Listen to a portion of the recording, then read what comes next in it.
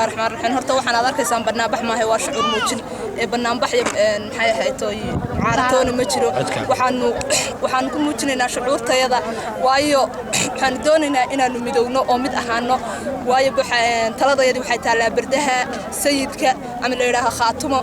waxaan doonaynaa inay shucuurtayadu mid ahaato ismadayadaan tusaynaa inaan shucuurtayada u muujino iyo mabda'a aan leenahay anagu hadaan nahay ka dhalinyarada maxay ka dhibatay marka shucuurtan maanta aad ku muujinaysaan taageerada xagee taageeraysan shirka taageeraysan meesii waa taageeraysan waxaan taageerinaa shirka SSC iyo shirku horta waxba ma kala aha shirkani waxa weeye khaatuma leedahay SSC na waa dhulka aan degno hadaan nahay maxay ahayd beeshan oo waa soo sanaag iyo cayn loo soo gaabiyay annagu waxaan taageerinaa shirka wax kasta carqabad ku aan waan ka soo horjeednaa hadaan nahay dhalinyarada soo sanaag iyo cayn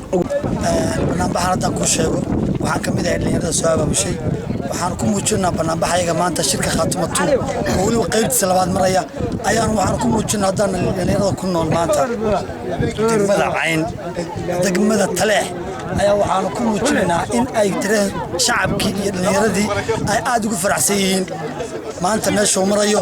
danta dalka iyo dadkaba waxaan aad u sii ugu sheegaynaa Soomaaliyeed ee maanta saxaafadda naga daawanaya inaanu jecelahay ama aan aad taageersanahay ama soo dhaweyn halkan aan ku sii doorano danta Soomaaliyeed oo halkan dawladda Soomaaliyeed ba aan doonayaa ka dhisno wabillahi tawfiiq